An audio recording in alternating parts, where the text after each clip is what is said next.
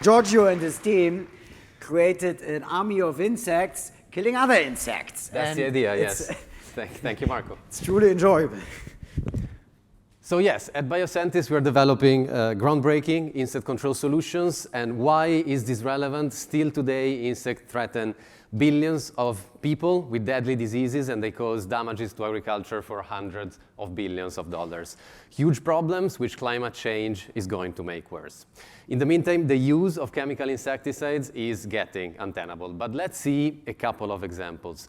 Aedes aegypti, the mosquito responsible for spreading dengue, has been spreading globally, and the global incidence of dengue in the past 50 years has increased by 30 times, not 30%, 30 times. It is now a disease that is threatening 4 billion people with an estimated economic impact of $40 billion.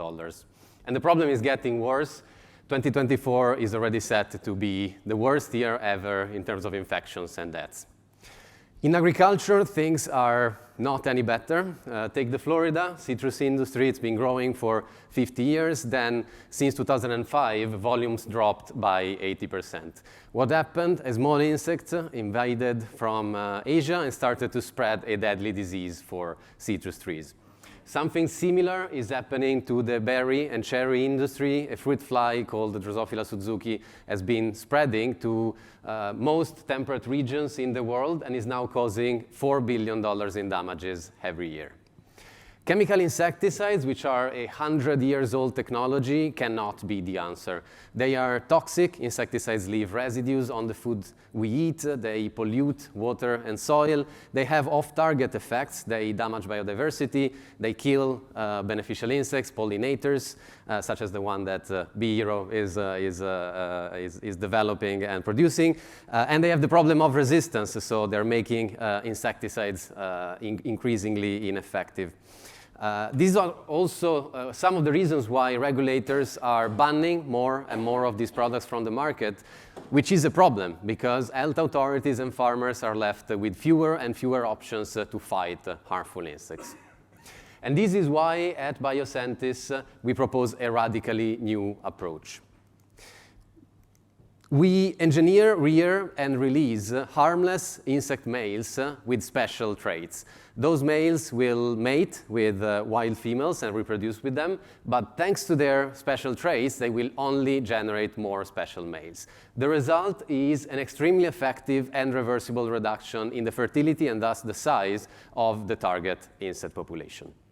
And where does all this come from? We build on over 15 years of research at Imperial College London, where a visionary technology called Gene Drive has been invented almost 20 years ago, and then was developed in the context of a project aimed at eradicating malaria. The results of the project were so astonishing, it was so successful that it got over $170 million in grants from some of the most important philanthropic institutions in the world, led by the Gates Foundation. Our scientific co-founders were the first to develop a CRISPR gene drive, the first and only to develop a self-sustaining suppression gene drive, an unparalleled result that has been validated on the most important journals for biotech. And the technology that they invented is a platform that can be applied to most harmful insect species, and this is the reason why Biocentis exists, to extend and calibrate the technology in agriculture and in public health beyond malaria. The technology invented by our founders really has transformative potential. In its most powerful, self-sustaining configuration, it can crush entire insect populations with just one release of a few gene drive insects. And this is now the technological engine of one of the largest programs aimed at eradicating malaria from Africa. At Biocentis, we build on the same technology, we use the same ingredients, but engineered in a recipe that is tailored for commercial use. Our technology is biological, non-toxic, species-specific. It is hundreds of times more effective than similar solutions. It is entirely reversible, and it's also built for scalable implementation. Now, how does that translate into the economics? On average, insecticide treatments cost tens to hundreds of dollars per hectare per year for arable crops and hundreds to thousands for specialty crops, fruit and vegetables. The expected cost of our insect is less than $50, opening huge opportunities for cost-effective and sustainable control. We have one of the greenest technologies ever conceived, and we don't even need to ask for a green premium to make it profitable.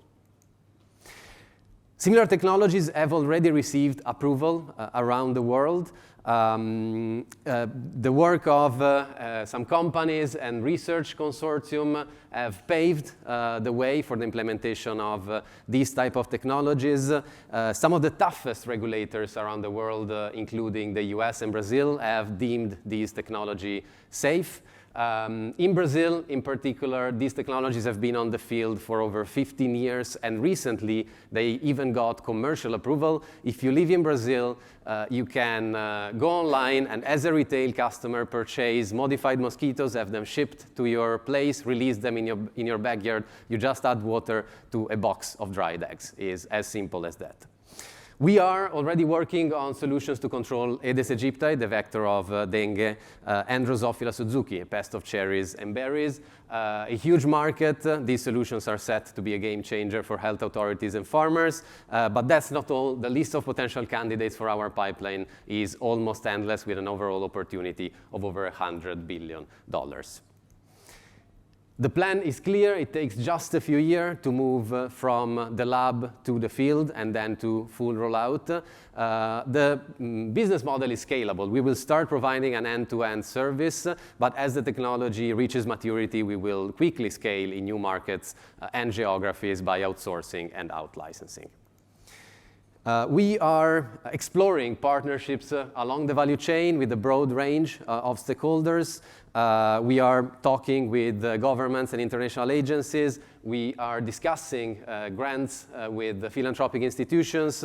We have several active leads for co-development and collaboration agreements with strategic players, such players in agri-food, agrochemical companies, biological companies, and also farmers.